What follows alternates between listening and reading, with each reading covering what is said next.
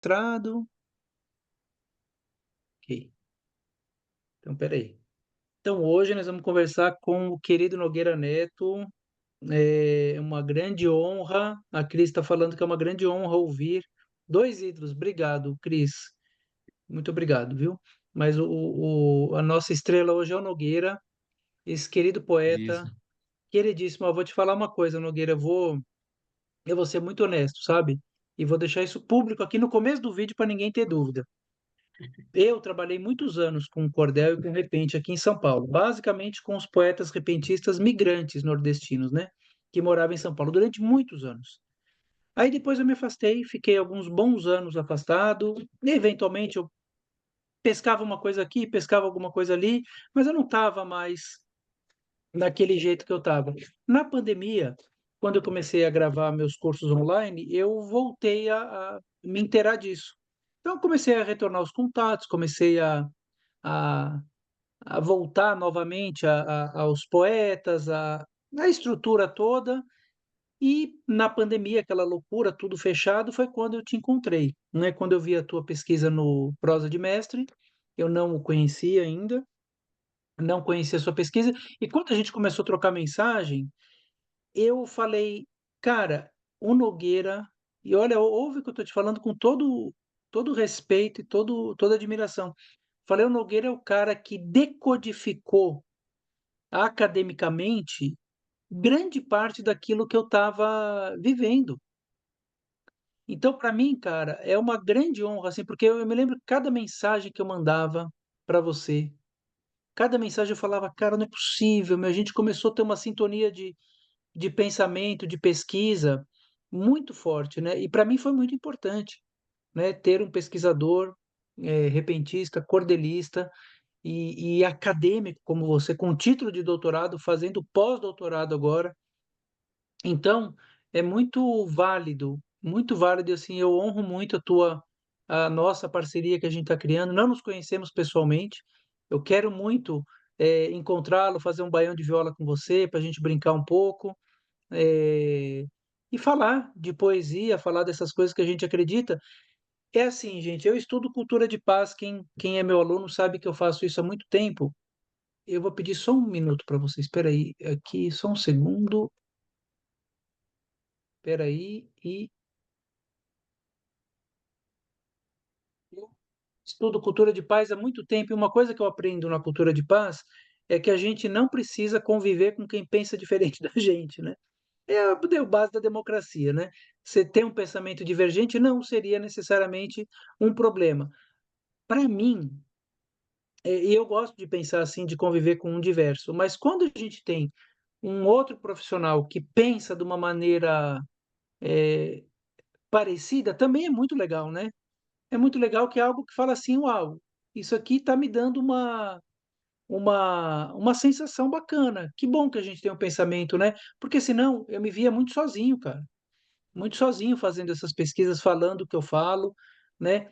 E Imagino. só para passar a passagem na bola para você, eu vou contar que uma vez eu estava conversando com uma autora de livro didático e ela falou para mim assim, ai César, e eu citei você, citei o Edmilson, e ela falou, que bom que nós temos agora as pesquisas acadêmicas para falar a verdade ou para mostrar uma nova vertente do cordel, né?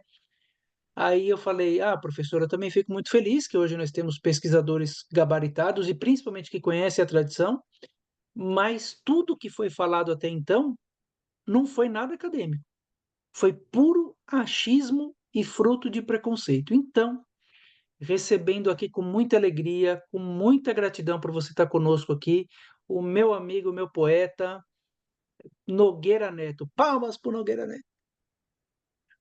Ah, boa noite, rapaz. Fico alegre com suas palavras, fico envaidecido e agradeço demais. E, lógico, nós temos várias ideias afins, né? O meio da cultura popular, Eu tô ideologicamente, gravando, ele é peraí, eu tô muito gravando, gente. diverso. Só um minutinho, Nogueira. Eu não sei se eu tô À gravando, vontade, peraí. Peraí. à Ih, meu vontade. caro. Peraí. Será que eu tô gravando? Meu pai do céu. Ah, não, já Eu tô escutei gravando. um Desculpa, barulhinho Nogueira. naquela hora, viu? Não, não, tá Mas gravando. Desculpa, perdão. Meu Deus, que tem um barulhinho. E Pode estar aqui, gravando, então. eu tô vendo um símbolozinho aqui vermelho aqui piscando. Eu acho que realmente está gravando. Perdão, desculpa. É, não, que é isso. E, enfim, nós temos várias ideias afins. E o meio da poesia popular, ideologicamente, ela é muito diverso. E eu costumo dizer que não é somente diverso, mas, as, contraditoriamente ao que é produzido de improviso, às vezes ele é até pouco politizado. Então, muitas vezes, e existe uma coisa que está no cerne da cantoria, que é quase um instinto do cantador, que é a questão do embate, da concorrência, ao ponto de que isso às vezes nem ajuda tanto, em alguns momentos, sabe? Isso é tão forte na cantoria que às vezes isso é alimentado até nos momentos que não se deve. Apesar de que isso também ajudou a cantoria e ajuda também em vários outros momentos.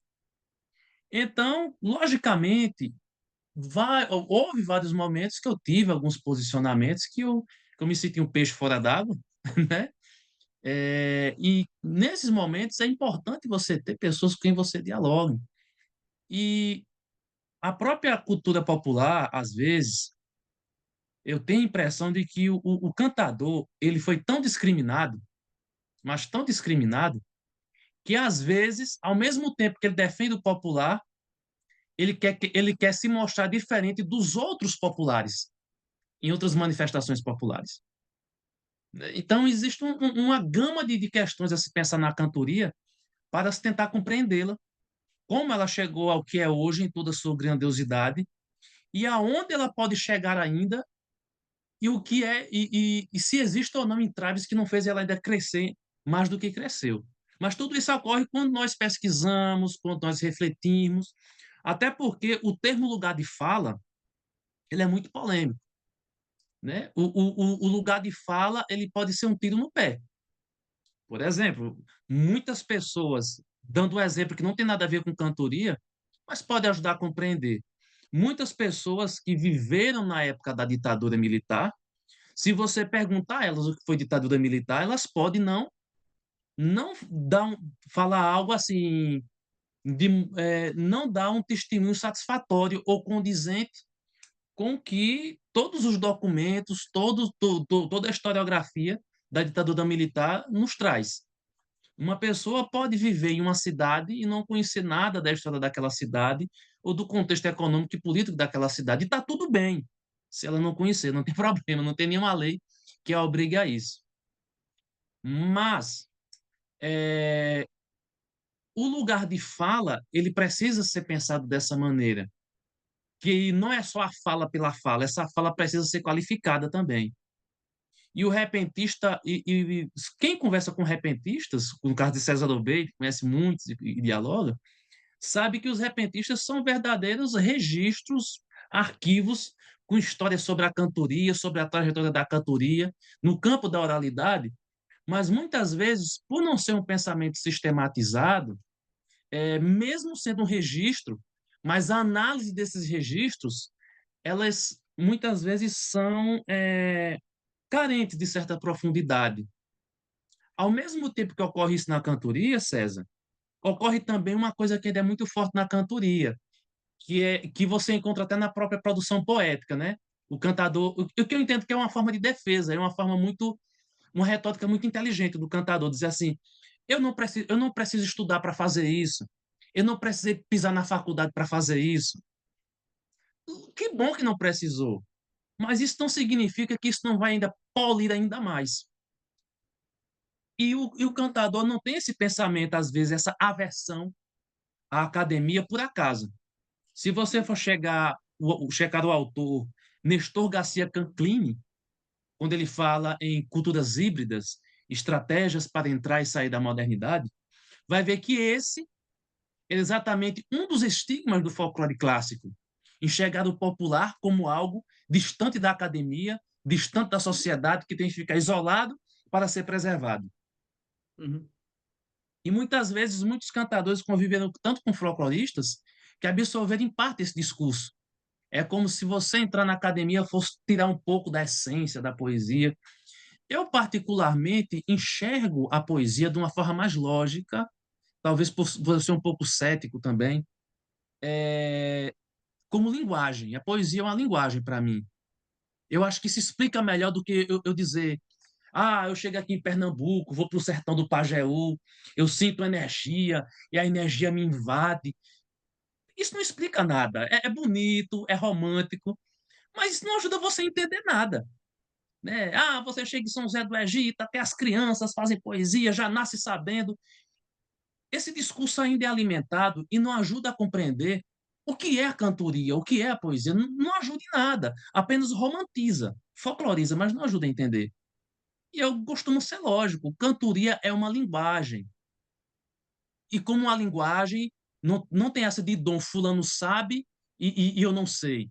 Algumas pessoas têm predisposições que faz com que aprendam de forma autodidata, como foi o meu caso, e outras pessoas não têm essa predisposição, mas se alguém der orientação, como é o caso de César Lobeira, tem a cestilha, tem isso, ela consegue produzir também.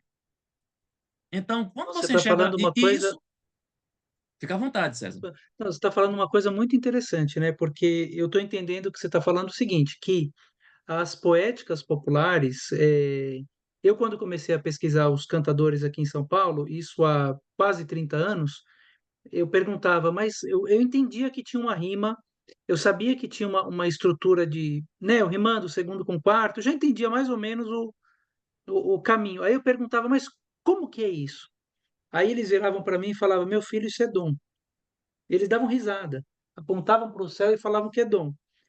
E aí eu falava, tudo bem que é dom, eu entendo que existe essa graça, né, que algumas pessoas têm facilidade, mas eu falava assim, não é dom.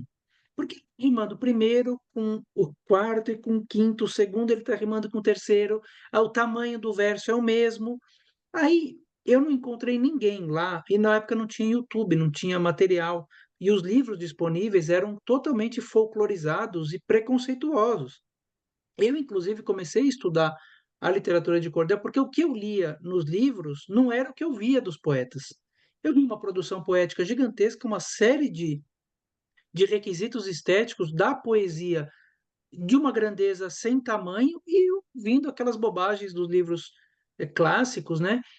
E aí, o Sebastião Marinho, ele não sabia muito explicar as coisas, né? Mas ele me mostrou, com a simplicidade dele, como que eram aquelas estruturas. E eu sempre falei, depois que eu já estava trabalhando com os poetas, eu sempre falei, essa coisa que vocês falam de dom, vai colocar a cantoria por água abaixo, vai colocar a literatura de cordel por água abaixo. Porque eu me lembro que sei lá, 2000 e pouco, 2001, 2002, a gente fez um evento em Diadema, dentro da casa do hip hop. E dentro da casa do hip hop, eu levei dezenas de repentistas, dezenas de cordelistas, xilogravadores, e a coisa que eu mais vi foram os cantadores e os cordelistas se afastando do hip hop, dizendo que a nossa cultura é assim e a deles é assado, colocando uma separação. E aí eu via no hip hop um chamando o outro de bro, bro no sentido de brother. Você é meu brother, vamos fazer uma poesia junto, vamos pintar junto, vamos dançar junto, a gente se ajuda.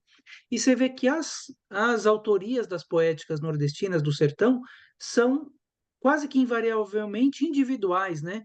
Então tem uma coisa desse individualismo preso que, para você ter uma ideia, meu amigo, quando eu comecei a dar aula de cordel há quase 25 anos, alguns poetas me chamaram de canto. E eu comecei a falar, gente, a rima não é desse jeito, a rima é assim. A métrica não é assim, é assado, porque eu já tinha descoberto. Quando eu comecei a ensinar, não tinha YouTube ainda. Os caras falaram para mim, alguns caras, né? César, para com isso. Você vai tirar o nosso trabalho. E aí eu vendo os caras do hip hop se ajudando no coletivo, Vai compartilhar o os nosso caras dom. do repente Vai fechando, é uma compartilhar o nosso loucura. dom. Olha, Não é, poeta? Você entende o que eu estou falando? entendo sim, entendo sim. Eu queria aproveitar a oportunidade aqui e mandar um alô especial para a Mônica Nascimento, minha noiva que está aqui assistindo na sala. Ah, cadê Inclusive a Mônica no projeto Nascimento? onde ela é coordenadora, na ABB de Garanhuns, houve uma experiência muito legal com cordel que foi feito este ano, sabe, com as crianças de lá, bem interessante.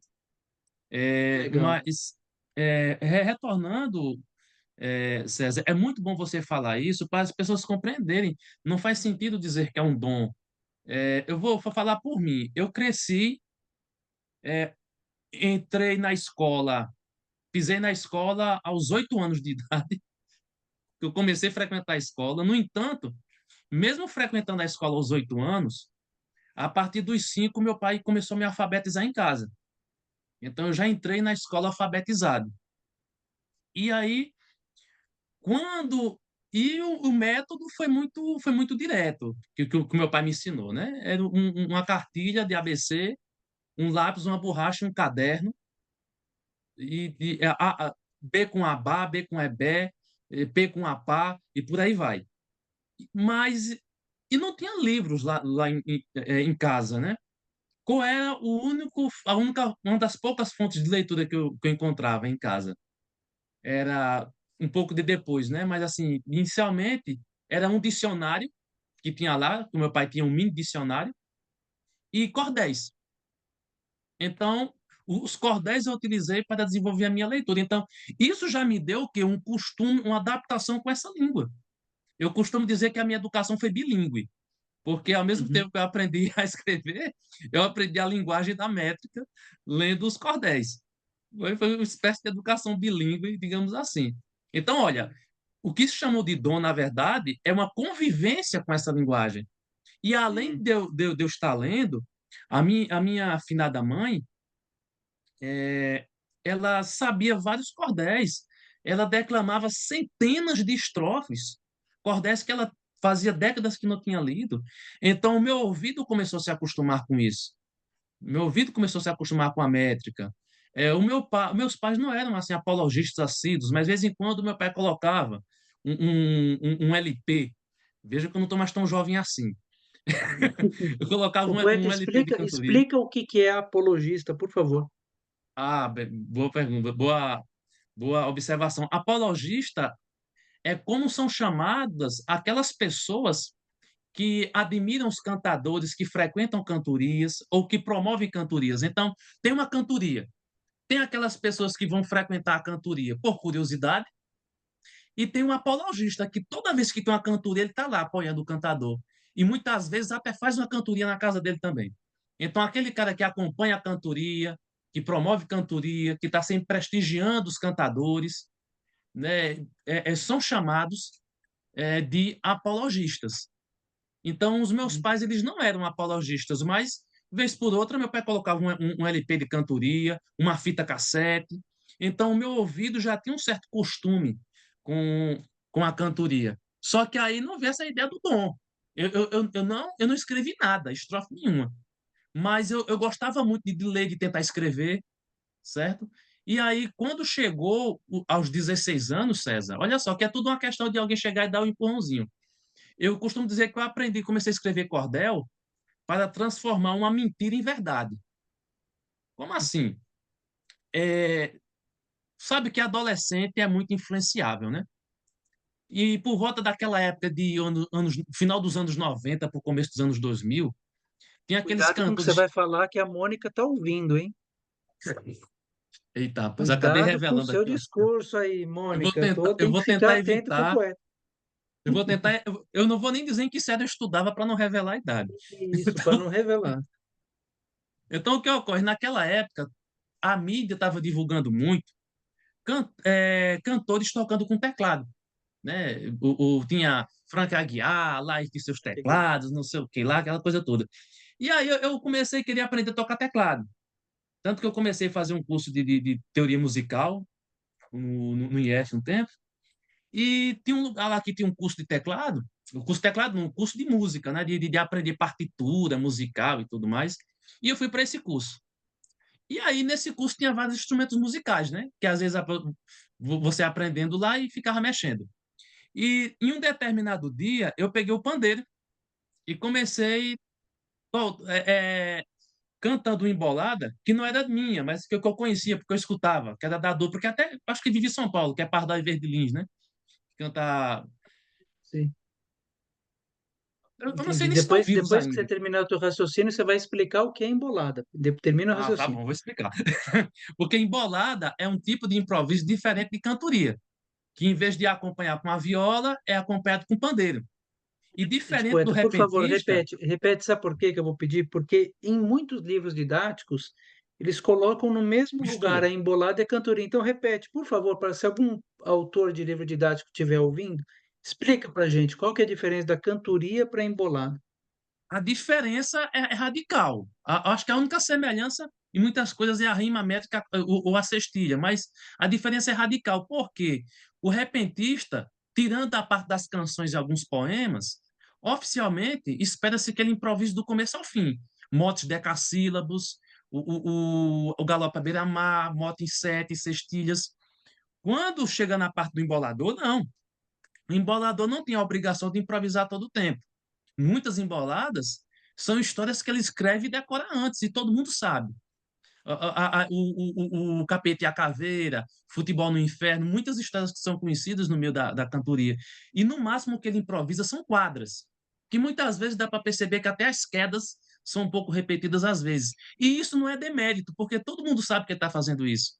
Né? Então, outra coisa, o embolador, ele puxa muito pelo lado do humor. Né? O embolador, ele é muito humorista também. O repentista nem sempre ou nem tanto. Então, o Cínica, né, repentista, poeta? ele tem O a repentista é linguagem do mais improviso sério, mais né? complexa. Oi? O repentista é mais sério, né? São É, pessoas é, mais sérias mesmo, né? Não, mas artisticamente falando, né? inclusive, muita, por exemplo, o embolador, ele é mais também artista de rua. O cantador não, o cantador de viola ele gosta de cantar ou na residência de alguém que ainda tem hoje as cantorias pés de parede, ou em festivais, mas é, é mais difícil, muito mais difícil você ver um cantador cantando numa praça, por exemplo. Não é impossível. Acho que em São Paulo até tem mais frequência, mas não é tão presente assim. Então existe essa diferença, né? O embolador ele tem menos obrigação de improvisar e o grande método de embolador é o humor, né? O humor, o diálogo com o público muito intenso, muita mais artista de rua. Já o cantador tem outro perfil e outra forma de produzir. Então eu fiquei lá com o pandeiro fazendo embolada e tudo mais, mas não era nada de minha autoria. Eu escutava muito embolada também. É muito, muito, muito. Acho, na verdade, embolada eu escutava mais do que cantoria, talvez. E aí uma pessoa que cuidava lá do espaço, que dava curso de música, aí perguntou assim, olha, vai ter um evento aqui na nossa instituição, se fosse para você escrever uma embolada sobre a instituição, você escreveria? Não sei por que eu respondi sim. Sim, escreveria sim. Bom, eu fui para casa e digo, eu respondi sim, e agora para escrever? Ou seja, eu disse que eu sabia escrever, eu nunca tinha escrito. E daí eu fui tentar escrever. Então, essa foi a minha primeira tentativa. Então, veja, não tem a questão do dom. Eu tinha uma certa proximidade, eu era acostumado com esse tipo de linguagem, a ponto que eu ousei produzir essa linguagem, e, para minha própria surpresa, no começo teve umas desmétricas, mas eu consegui produzir. E aí eu fui aperfeiçoando. Então, veja, eu já tinha uma intimidade com essa linguagem, e a mesma coisa ocorre para qualquer pessoa que for aprender cordel, né? Como toda aula, como todo curso, apenas o curso não vai fazer milagre, a pessoa tem que se empenhar. Então, quanto mais você ouvir cantoria, ouvir embolada, ler cordéis, isso vai aperfeiçoar você com as técnicas, com a forma de produzir, para você ter cada vez mais facilidade, né? Para ter facilidade, um mote não, um verso aí em sete sílabas. Então, os versos vão saindo, né? Muito É, naturalmente. O poeta, só para a gente voltar aqui à vontade. na diferença do repente de viola e da embolada. Então, o repente de viola é aquela manifestação que ela é mais de lugar fechado, né? É uma casa de Sim, família, é um restaurante, é um bar, e a um embolada clube já é às mais vezes, aberta. Um clube, a embolada é feira, é parque, praças praça e tudo mais, né? públicas. Praças públicas. O embolador usa mais o humor, O repentista tem um repente mais estilizado, vamos dizer assim, né? Isso. O de E outra viola. coisa, você não vai ver embolador improvisando motos em 10. Até pela velocidade do ritmo ia ficar meio complicado, É, né? é. Embolador improvisando moto em 7. E eu não falo isso de forma preconceituosa, até porque muitos cantadores são um pouco preconceituosos com emboladores, mas assim, é um estilo diferente. O cantador ele tem essa complexidade a mais. E o repentista de viola. O embolador, o que é que o embolador tem que o repentista não tem, no meu entender? Exatamente essa veia humorística, né? Essa veia humorística que é muito São forte no manifestações embolador. diferentes, né? São diferentes. E Exatamente. é interessante, né, que são nordestinas, são muitas vezes do mesmo interior, né? Na mesma região, mas são diferentes. Agora tem uma coisa, poeta, que eu queria que você falasse, as rimas são diferentes também, né? Parece que a rima do repente de viola, que é a mesma rima do cordel, ela é de um jeito, e a rima da embolada é de outro. Fala pra gente um pouquinho isso. A cantoria de viola, ela é mais rigorosa nesse sentido, né? Muitas vezes você vai ver, toda vez que o embolador ele improvisa, ele se improvisa terminando no ar, né? E agora, meu amigo, vou cantar nessa cidade poesia de verdade para o povo escutar. Enfim, sempre termina no ar, né? Eu iria cantar bonita a poesia aqui, brilha, eu vou fazer uma cestilha e um galope à beira-mar. Então, sempre Uhum, termina um A. Só que, no caso do embolador, esse A, ele pode rimar como? Por exemplo, você pega a palavra, o termo, é, o povo que aqui está. Esse uhum, está não termina com R, termina com A e um agudo. Está. uhum, Esse está, eu vou rimar com mar. O uhum, embolador rima. Ou uma rima que é até clássica quando se usa esse tipo de exemplo, né? Que é o exemplo de café e mulher, uhum. né? O embolador ele faz essa rima e ninguém discrimina porque já faz parte do hábito na performance do embolador. No Na caso do repentista, embolada, se ele fizer isso, vai ser um demérito para ele. então, na embolada eu posso rimar café com mulher, eu posso rimar estar com cantar, mas no repente de viola e no cordel eu posso rimar desse jeito? Não, no repente não. No repente, por Hum. exemplo, a palavra café vai rimar com fé, até, não é? Sei lá, tremembé, né? E Aham, a palavra exatamente. mulher vai rimar com quiser, mister, né? Puder. Muito bem. Então, a rima não é só sonora, ela também obedece à escrita na cantoria, né? Feito, Nogueira. Eu vou aqui tentando, dentro do possível aqui, é, fazer algumas perguntas que são muito importantes para eu te fazer, né? Sim, sim, Então, o tema claro. do nosso encontro são as origens das poéticas populares brasileiras, do cordel, do repente. Você tem um livro que eu tenho aqui, que é maravilhoso, Raízes da Cantoria de Repente, Isso. uma árvore epistemológica. Inclusive, gente, quem quiser comprar o livro, pode comprar com você? Claro, Pode claro. comprar com ele. Eu vou passar o contato dele para vocês. E, e é um livro assim que quando eu li, ele está todo marcado. Assim, Realmente. é meu, não vou dar para ninguém, não vou emprestar, não adianta ninguém pedir, mas está assinado, ó. E aí, cada linha que eu lia, eu gravei até uma série de stories, né? Eu falava assim, gente do céu, olha o que esse homem está falando, né? Da ligação do cordel e do repente, do racismo estrutural. E você traz para a gente, Nogueira, na tua pesquisa, uma visão que não é muito o que a gente vê, né? Se a gente pegar o Câmara Cascudo, no Dicionário do Folclore Brasileiro, é, ou outros sites aí, eles estão falando que o cordel vem de Portugal, né? Cordel é europeu, Realmente. vem dos gregos, dos aedos da Grécia, dos trovadores medievais português, e você traz outra visão. Pelo amor de Eu Deus, até tento o brincar, sabe? pessoal aqui tá ficando doido comigo que eu tô falando isso. Conta pra gente, Nogueira. Eu até tento brincar. Quando o Câmara Cascudo diz que a cantoria veio dos aídos da Grécia, eu fico imaginando Aristóteles, sabe? Assistindo uma cantoria e pedindo mote. Isso é bem interessante. Né? Platão folheando um cordel lá. Porque, Sim. assim, sei lá, são estruturas assim, de linguagem bem distintas. É, tem dois livros que eu publiquei. Esse aqui vai chegar para você em breve, já está a caminho. Que são dois livros que há muito tempo Desde a época da graduação eu queria publicar, que era uma coisa que eu sentia falta. Um livro falando sobre o surgimento da cantoria e outro falando sobre o surgimento do cordel. Como toda pesquisa científica, eu não tenho uma pretensão, nem deve ser uma verdade inabalável. Isso aqui não é um livro sagrado, é uma pesquisa científica. Então, toda pesquisa científica ela está sujeita a visões e revisões. Mas eu tentei fazer o máximo para que houvesse uma história do surgimento da cantoria e do surgimento do cordel que fosse mais fiel com o que os documentos mostram, com uma metodologia científica que realmente nos fizesse entender o que é isso. Esse aqui sobre o surgimento do cordel vivo.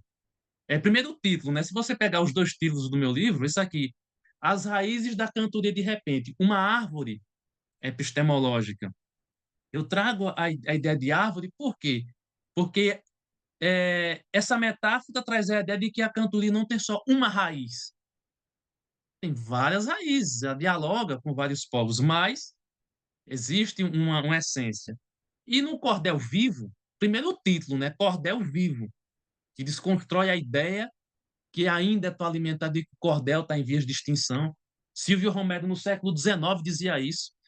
Já passamos todo o século XX, século XXI. Até a amiga aqui disse que Maranhão não tinha cordelista, está enchendo de cordelista no Maranhão. E muita gente ainda dizendo que o cordel está em vias de extinção. Então, esse foi o título, Cordel Vivo. A tradição como alimento da modernidade. Eu acho que isso traduz um pouco as minhas pesquisas. Enxergar a tradição não como algo parado no tempo, mas como um alimento para a modernidade. Se uma tradição não busca se adaptar à modernidade, ela entra em extinção. Se ela não entrou em extinção, é porque passou por adaptações para sobreviver. Isso aconteceu com Cordel. Estamos conversando sobre Cordel através de uma sala virtual. Eu em Belo Jardim, interior de Pernambuco, região agreste, você em São Paulo, tem outra colega que está no Maranhão, deve ter outros aí em outros estados. A tecnologia nos permitiu fazer isso. A tecnologia está nos permitindo discutir sobre uma tradição. Então, quando eu falo da tradição como alimento da modernidade, eu falo nesse sentido. Lembrando que esse livro aqui eu escrevi em parceria com Moisés Monteiro de Melo Neto, que é professor da Universidade de Pernambuco, foi meu colega de trabalho, é professor da Universidade Estadual de Alagoas, e um grande intelectual que escreve peças teatrais e tudo mais, premiadas, inclusive. E fizemos essa parceria. Então, o livro tem duas partes, uma parte um e a parte 2. Então, uma parte eu escrevi, a outra ele escreveu. E quando nós falamos do cordel em si, por muito tempo foi alimentada a ideia de que o cordel veio de Portugal. Mas como foi que surgiu essa ideia de que o cordel veio de Portugal? Eu passei anos tentando montar esse quebra-cabeça e não foi fácil, César. Desde a Hum, época da graduação, no primeiro período, eu comecei a correr atrás disso, né? E lá para o mestrado foi quando eu consegui fazer essa coxa de retalhos, digamos assim. É, no século. Vamos pensar, quando foi que se começou a pesquisar cordel na Academia Brasileira? Praticamente não sei. década de 60 e diante. Primeiras Uhum. pesquisas sobre cordel. E aí, nessas primeiras pesquisas sobre cordel, Que até então, só um minutinho, vamos tentar entender essa linha do tempo aí. Até então, o cordel surge mais ou menos em finalzinho do século XIX, né, 1890 e tanto, não é isso? E aí, possivelmente em torno disso. até os anos 60, ele não tinha entrado basicamente na academia. Ele estava Não, só na mão dos folcloristas, que eram isso. Câmara Cascudo, quem mais? O Câmara Cascudo, você tem. Silvio Romero também trabalhou muito isso, não é? O Mário de Deixa Andrade eu deu pegar uma aqui alguns livros. passeada. Dá só um minutinho. Tá, tá. Nossa, agora chegou a parte, hein, que vai pegar fogo aqui. Eu tenho Então, alguns aqui. olha, Por exemplo, esse livro aqui, que está até com a capa dura para protegê-lo, ele é a segunda edição da obra Violeiros do Norte, de Leonardo Mota. Esse livro aqui é de Luiz, 1955, 55. sabe? 1955, a segunda edição. A primeira edição, se não falha a memória, foi da década de 20, se não falha a memória. Mas eu não consegui a primeira edição, mas a segunda. Leonardo Mota, ele foi uma das referências de Câmara Cascudo, O né? Leonardo Mota, em 1920, falou dos repentistas. Mas o Isso, Câmara Cascudo dos repentistas, ele não dá uma definição muito agradável, não, né? Ele dá uma nem um definição bem, pouco. A outra referência bem de Câmara Cascudo foi esse cara aqui, ó, Gustavo Barroso.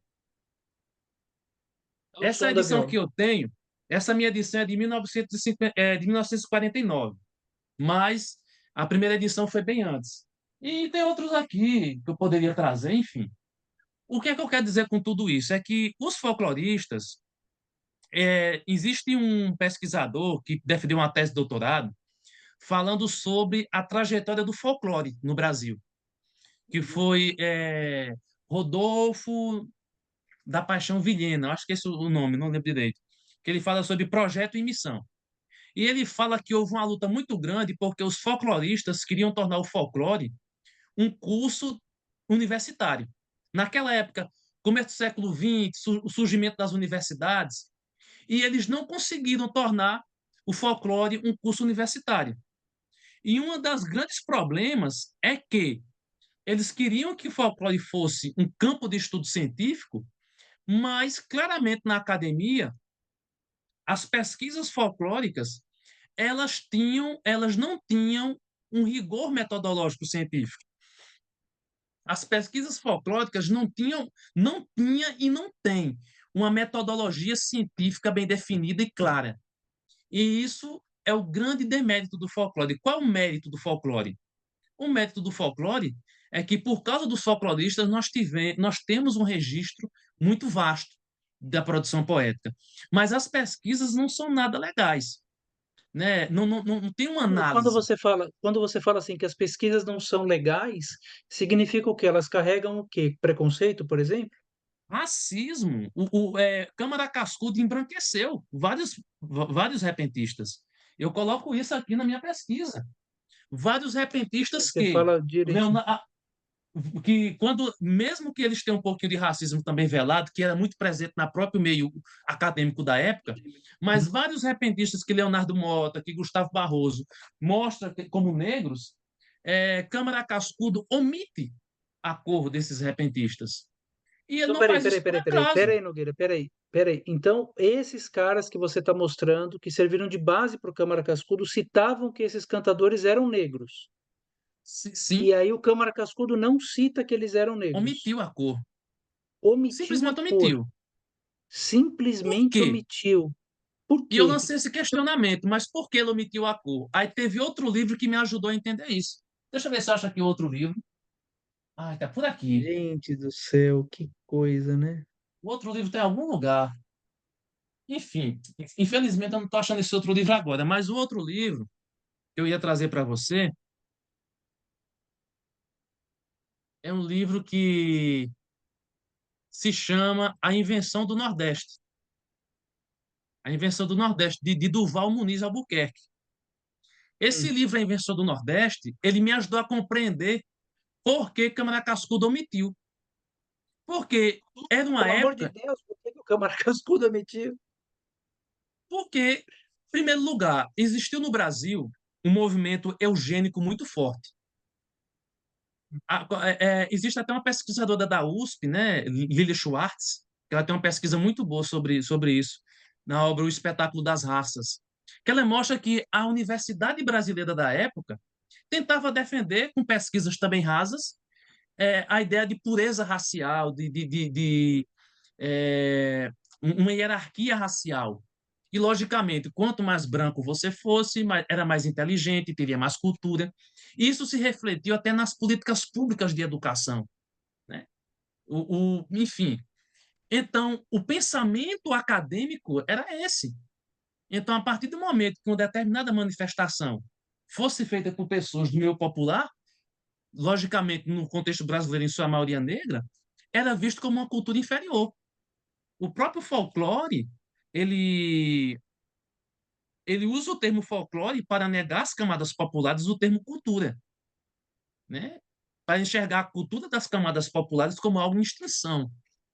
Então, isso precisa ser questionado. Então, entender a mentalidade dos pesquisadores do início do século XX, me fez compreender por que Câmara Cascudo agiu assim. Até porque Câmara Cascudo estudou, se não me falha a memória, na escola de Olinda, de Direito, né? Então, é uma escola onde a eugenia foi muito forte. Enfim, Durval Muniz fala muito sobre isso na Invenção do Nordeste. Então, Câmara Cascudo, ele seguia a tendência da época, que era um pensamento eugênico, de que uma raça era superior, a outra era inferior, e daí por diante. E tanto que o tempo mostrou a Câmara Cascudo o contrário do que ele dizia. Câmara Cascudo sempre mostrou o cantador esfarrapado, o cantador que canta para o pessoal da ralé, o cantador que. Rodrigues de Carvalho, e logicamente o público da cantoria é um público das classes populares, mas Rodrigues de Carvalho, ele mostra cantadores cantando para o vice-governador na década de 30, né? Enfim, então não era só Mas as classes deixa eu populares. só entender uma coisa aqui, ó. Então, por exemplo, o Câmara Cascudo, seguindo o pensamento eugenista, ele embranqueceu porque isso era das camadas populares, evidentemente, e isso era melhor ser visto como folclore do que como cultura, né? Então, ele se reproduziu esse preconceito da Sim, época. E diz no folclore brasileiro, no dicionário do folclore brasileiro, que o cantador o que o Nogueira falou, gente, não é da cabeça dele, é o Câmara Cascudo falando, que o cantador é um esfarrapado, é um maltrapilho, é um errante, semifaminto. Eu estou lendo o Câmara Cascudo aqui, ó. sim, Andrajoso, enfim, ele dá uma série de adjetivos para os cantadores. E como você fala que isso não representa o que ele viveu depois, né? Porque depois ele não. viu uma outra coisa e ele Se não se você retratou. De forma alguma, se você pegar a década de 40 e de 50, Ariano Suassuna ajudou a criar, ajudou a produzir um dos primeiros festivais de repentista no Teatro Santa Isabel. Teve um Em festival também 46, né? organizado, isso, no Teatro José de Alencar, em Fortaleza. Começaram a surgir os primeiros festivais, começaram a Isso surgir nos os anos programas de rádio. 40, né? 40 e pouco, né? Programas de rádio, começaram a surgir os primeiros programas de rádio. E tinha Eu muita fico cantoria em pensando, programas de Nogueira, rádio. eu fico pensando, se o Câmara Cascudo tivesse falado, talvez nos anos, sei lá que ano que ele escreveu isso, anos 30 tal, mas depois ele 28, com visse que aqueles os cantadores. cantadores, que ano foi?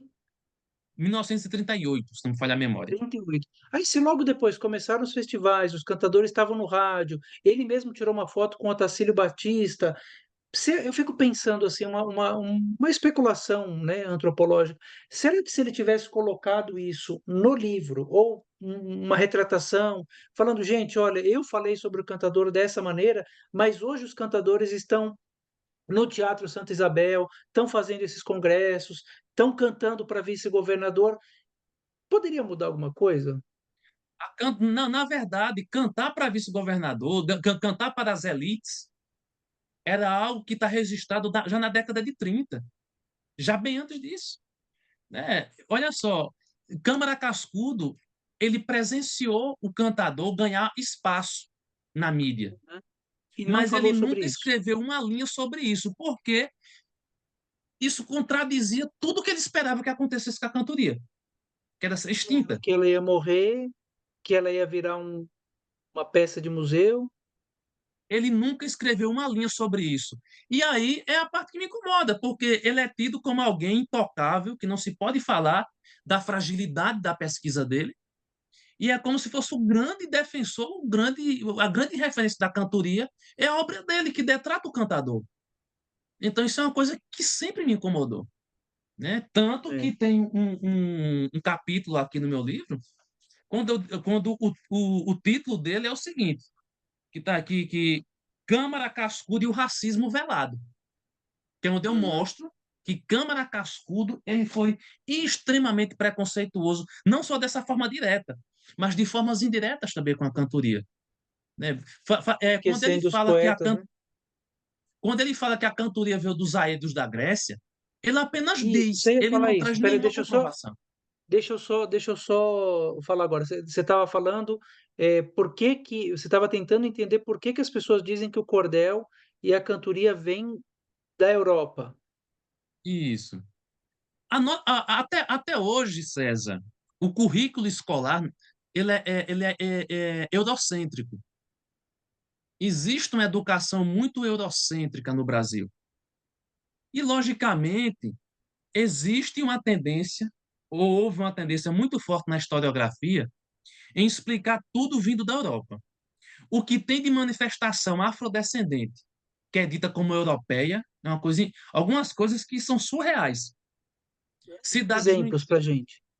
cidades no interior de Pernambuco, que claramente teve a participação de negros em sua fundação, querem atribuir determinadas culturas à Europa, por exemplo. Isso acontece, a renda, dizer que a renda é europeia, é tudo europeu, e esquece a presença da afrodescendência. Eu vou dar um exemplo muito clássico, nessa questão do repente. O mesmo Câmara Cascudo que falou que o repente vinha do cantamebeu grego, foi o mesmo Câmara Cascudo que, quando escreveu sobre literatura oral do Brasil, ele falou do povo banto, ele falou dos griots que cantavam com instrumento e improvisavam, ou seja, ele sabia da existência dos griots africanos E e não em fez nenhum nenhuma momento relação. relacionou com os repentistas. Em nenhum momento ele fez a ligação dos griots que cantavam com instrumento improvisavam. Ele em nenhum Peraí, momento Nogueira. fez essa Meu ligação com os Deus do céu. repentistas. Então, peraí. Então, Câmara Cascudo, lá nos anos 30, 40, não sei quando, teve ciência dos griots, Teve. Literatura, quando o so- livro dele que trata da literatura oral no Brasil, ele fala dos ok. griots e da Então, que relação ele deles fala dos com griots, culturas orais no Brasil. que os griots usavam instrumento para fazer canto improvisado. E aí, quando eu pego aqui, quando eu pego o dicionário do folclore, tô sem a literatura oral, ele fala exatamente isso, que o nosso canto improvisado vem dos gregos, né? Ou Ele seja, não ele tinha faz, conhecimento disso e ele simplesmente já tinha negou. conhecimento. Ele não queria aceitar que aquela arte, com toda aquela habilidade, era feita por povos de uma cultura de predominância afrodescendente. Até Então, porque o mas pensamento eugênico não permitia entender isso. então, deixa eu te falar, ó, nesse teu livro aqui, Nogueira, ele é muito bom, gente. Eu recomendo a leitura desse livro assim profundamente. Eu acho que todo mundo que quer entender a cultura brasileira, não só o cordel, o repente, mas entender a formação da nossa, das nossas reproduções culturais, vale a pena muito ler esse livro aqui do Nogueira. Agora, uma pergunta que eu te faço: você fala muito aqui que a cultura do sertão é também negra. Eu Sim, quero que você fale de duas coisas. O primeiro, que tem elementos da cultura negra africana é, muito muito presente no sertão, onde nasce o cordel e o com repente. certeza. E também você fala que o cordel nasceu em comunidades de poetas negros. Isso ninguém fala sobre isso, né? Exatamente, exatamente. Olha Tem só, tem com, só um minutinho, Virgínia, tem com Nogueira. Pode comprar direto com ele o livro. olha, eu vou tentar falar sem perder aquele fio da meada para mostrar que o cordel é brasileiro e não português, mas é importante falar essa parte também. Repete, repete, por favor, que eu adoro isso. O cordel é brasileiro e não é português. Ai, meu Deus do céu. Qual é a minha primeira pergunta? Eu queria que alguém me mostrasse um cordel português com cestilha. Alguém conhece? Eu Só não isso. sei, talvez não tenha. Só isso. Cordéis portugueses com cestilhas. A maioria, quando em versos, tem quadras, né? E quando é inverso, né? Porque às vezes o cordel português ele tem uma peça teatral de Gil Vicente, ele tem uma receita culinária, tem uma oração de São Francisco. Ele é uma mídia impressa. O cordel no Brasil ele é um Peraí. gênero Não, literário. repete para as professoras, olha, o cordel português. Isso é Nogueira Neto falando, é mestre, doutor, gente. O cordel português é uma mídia, era, né? Uma mídia impressa. É uma forma de Impressa. impressão. Como a gente tem uma Isso. revista, como a gente tem um livro, o tema pode ser qualquer um. Como a gente tem um jornal, formas de impressão. Então, o cordel português era mídia impressa, eu adorei. E o cordel brasileiro não é mídia impressa. O cordel brasileiro é. Olha só, eu vou só ver aqui um comentário que eu achei bem interessante de Ricardo, quando ele diz o seguinte: mas as referências da cultura do Câmara Cascudo e de outros intelectuais eram acadêmicas. E havia novidade de criação de uma cultura de pesquisa acadêmica e sociológica. O Câmara foi estudar a cultura popular. Não entendi o que Nogueira quis dizer. Achei muito interessante essa sua colocação, Ricardo. Olha, a primeira coisa, dentro da minha opinião lógica, Câmara Cascudo ele não trouxe uma pesquisa acadêmica e sociológica. Se a gente quiser uma pesquisa sociológica, a gente vai procurar em Guerreiro Ramos, a gente vai procurar em outros intelectuais. A pesquisa dele era folclórica. Em nenhum momento você vai encontrar Câmara Cascudo como referências na sociologia brasileira, né?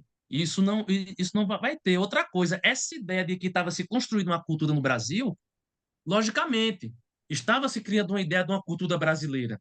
Mas essa cultura brasileira tinha qual pensamento? De que o ramo mais forte da nossa cultura era o europeu e o índio e o africano eram influências secundárias. Esse pensamento foi o que norteou a criação desses discursos. E, logicamente, no mundo de hoje, depois de tanto tempo, eu acho que seria até sem lógica. Com acesso a tanta cultura, nós mantemos um pensamento de uma pesquisa feita há mais de 100 anos atrás, com toda a carência de fontes que ela tinha. Então, é normal na academia uma pessoa fazer uma pesquisa e depois outra pessoa fazer outra pesquisa e acrescentar. Só que no caso de Câmara Cascudo, a pesquisa dele não era acadêmica, era uma pesquisa folclórica, com uma metodologia científica falha, frágil. Ele usava referências de forma muito superficial. Eu vou dar um exemplo a você. Pegue o livro Vaqueiros e Cantadores de Câmara Cascudo, abra esse livro e na parte que ele diz que o cordel vem do cantamebeu grego, eu quero que alguém me mostre como ele comprova isso. Ele apenas diz. Uma pesquisa científica, ela não pode apenas dizer, ela teria que comprovar. Então, exemplos como esse faz com que Câmara Cascudo, que teve sua importância como registro, é, coloque muitos pontos frágeis na pesquisa dele. Muitos pontos que fazem com que a pesquisa dele não tenha um teor acadêmico. Porque uma pesquisa acadêmica, quando eu falo algo, eu tenho que provar e não apenas falar. Então, nesse sentido, eu não estou tirando a importância que ele teve como registro, mas como pesquisador da nossa cultura, ele é racista e ele é extremamente frágil. E isso precisa ser dito para não passar mais 100 anos achando que a cantoria é o que ele disse. Porque eu, como repentista, já que o povo usa tanto lugar de fala, né?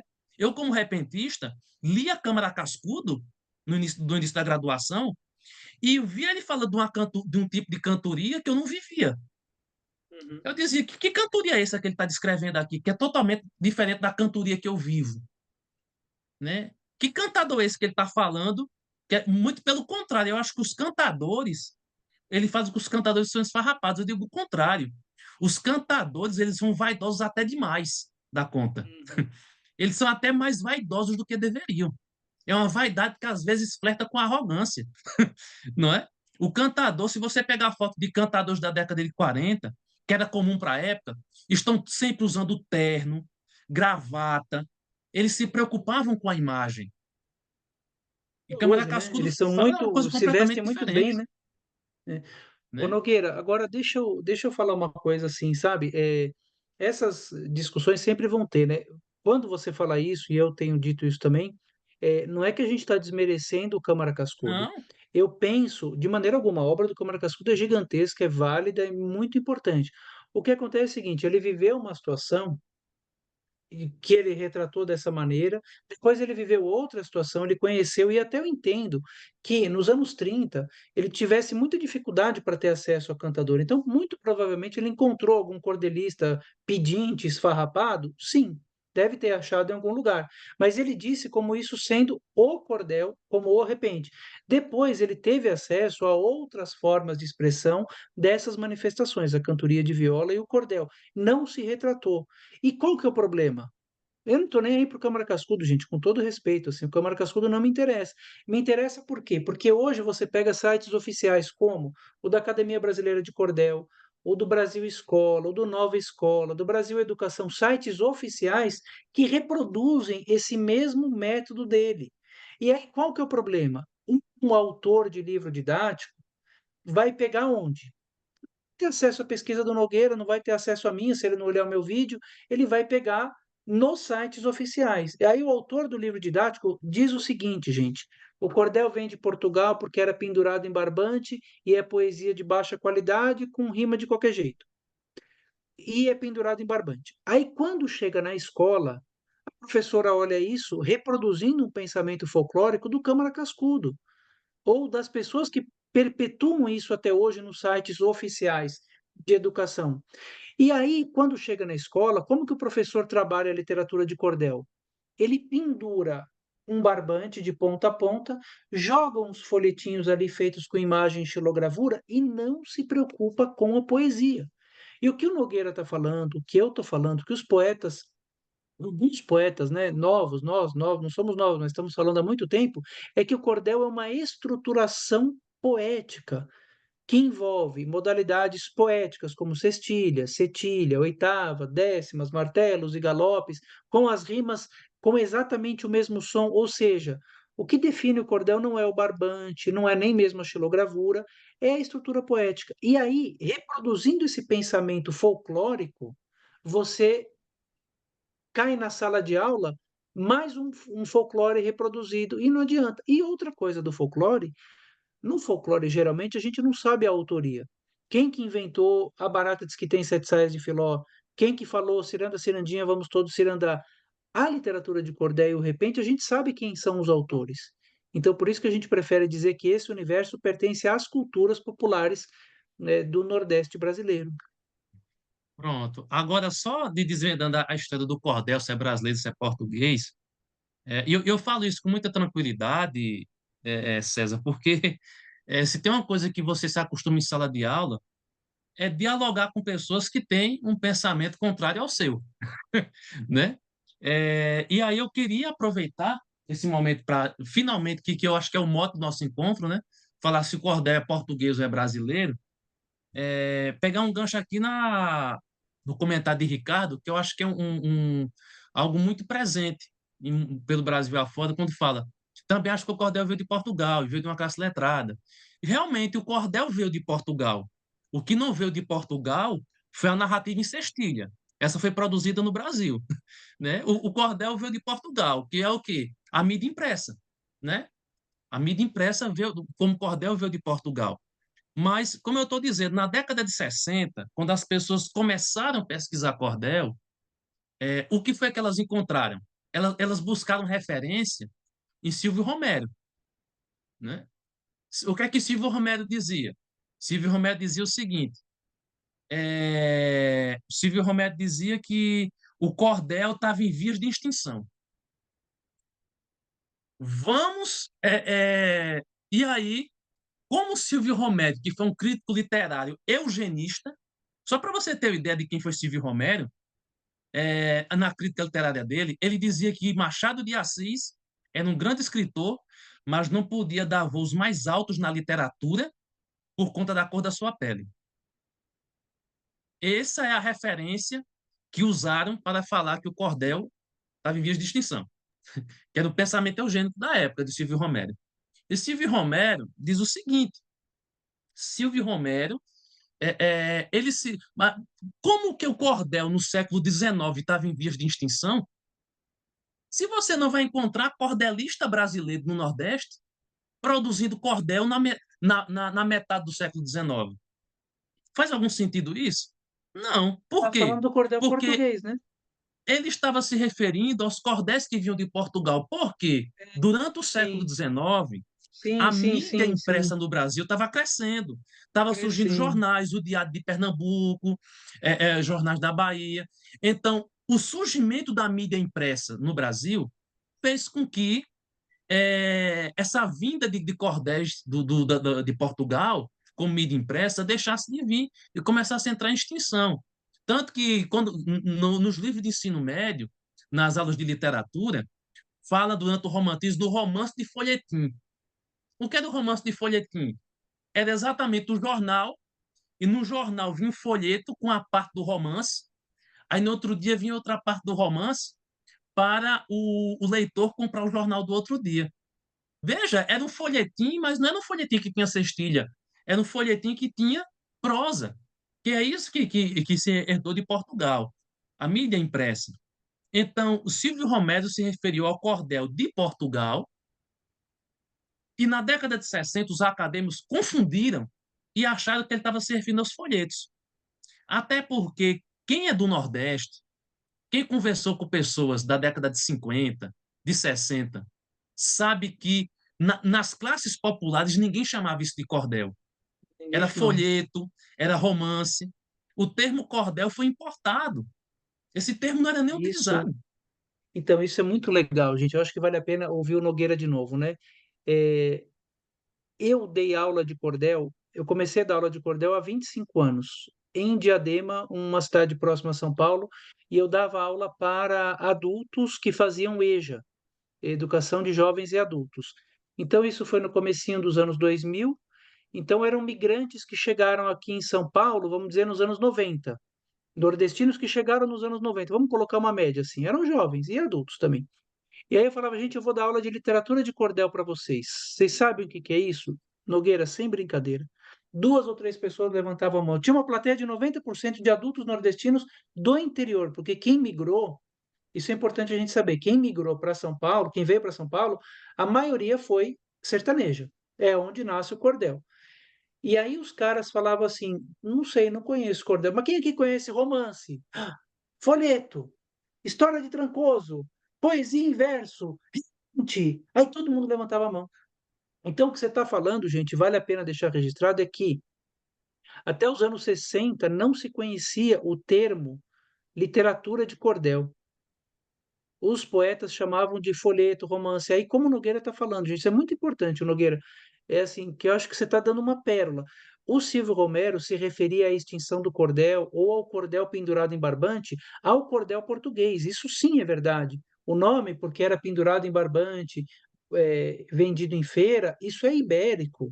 Renascentista, ano de 1500, 1600, né? Surge a imprensa em 1498, aí você começa a ter as impressões dos folhetos. Mas no Brasil, eles falaram que o que o povo nordestino fazia em folheto, que é em folheto, porque era a forma mais barata de impressão dessa literatura oral, era português. E é aí que vem toda a confusão. E o problema, gente, não é só falar da origem ou do folhe do barbante. O problema é que lá na escola, como a gente está fazendo a semana da literatura de cordel na educação, a gente reduz todo um universo poético, cultural, social a um barbante. Isso para mim é preconceito. Eu não consigo ter outro nome, Não poeta. só isso. E o tempo é outro. E assim, César, sabe por que que eu gosto da academia? E aí eu falo isso sem medinho, porque eu não tenho.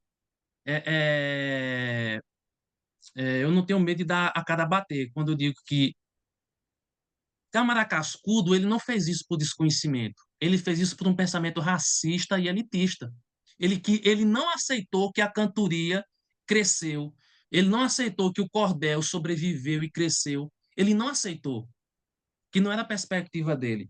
E na academia não existe essa de que eu acho isso ou eu acho aquilo. Ou existe uma comprovação para o que eu digo, ou não existe.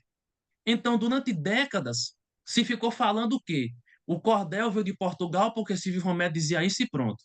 Quando chegou na década de 90, uma pesquisadora, que eu acho que ela fez um trabalho incrível, que foi Márcia Abreu, que atualmente é professora da Unicamp, já deve ter se aposentado, eu acho, né? Porque defendeu o Sim, doutorado de mas é 90. maravilhoso. O livro dela é extraordinário. Exatamente. E eu li a tese de doutorado dela, que ela me enviou na época da graduação por e-mail, que eu achei muito legal. E o que foi que Márcia Abreu fez? Olha que pesquisa interessante.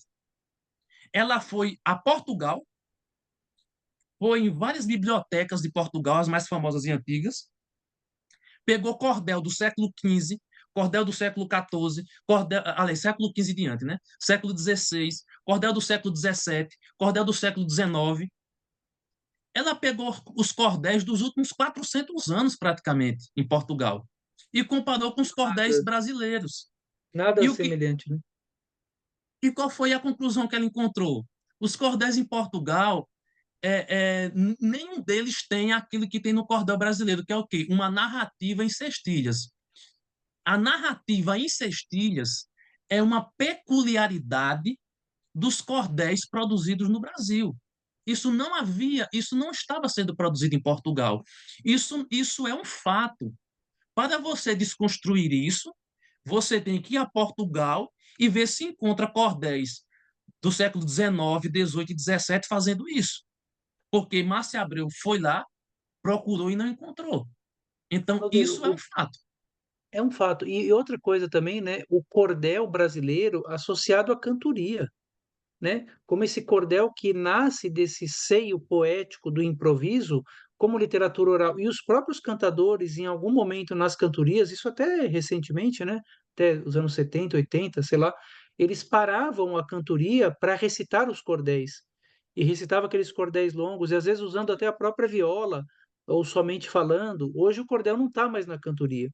Mas se você pegar assim na história, o cordel tá nesse projeto, né? E você falou daquela comunidade de repentistas negros, que o cordel nasceu daí, eram poetas negros, e uma coisa interessante também é que você. E tem uma outra coisa além das cestilhas e o poeta que eu acho, é que a questão das rimas.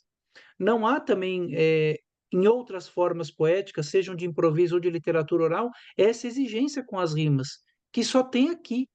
E eu acho que isso vem dos cantadores, viu? Mas, infelizmente, nós somos um país que fomos colônia. Então, existe essa mania de achar que o que nós produzimos é só um reflexo do que existia na Europa. Criou-se aquela ideia que existia um momento áureo em Portugal, em que o cordel estava no auge, e o Brasil pegou apenas reflexos disso. Gente, o grande momento do cordel, ao meu ver, é o momento que nós estamos vivendo hoje. O cordel penetrando nas escolas, o cordel presente nas redes sociais, cordelistas percebendo que o cordel é uma habilidade com a linguagem que eu posso adquirir, e as pessoas usando isso para fazer poesia. Para mim, o grande momento que o cordel está vivendo é o momento atual. Agora, entre as características do folclore, essa é uma delas. Dizer que a cultura popular viveu um momento áureo e agora está em vias de extinção. A parte que me incomoda, já passamos mais de 100 anos achando que o cordel estava em extinção. Quantos outros séculos passaremos o cordel crescendo, se reproduzindo e sempre esperando que ele entre em extinção? Isso não condiz com a história que o cordel tem apresentado. Então, o cordel é uma narrativa em cestilhas em sua predominância. Simples, uma narrativa em cestilha em sua predominância. Isso é algo típico do cordel no Brasil. Se você pegar é, os cordelistas que sistematizaram o cordel, Leandro Gomes de Barros, Francisco Chagas Batista, João Martins de Ataíde, eles ajudaram a sistematizar o cordel. Por exemplo, sabe o que Leandro Gomes de Barros fazia? Em Recife, existia uma linha de trem cruzando Pernambuco, chamado Great Western, uma linha inglesa. Ele produzia cordéis em Recife e botava nessa linha de trem.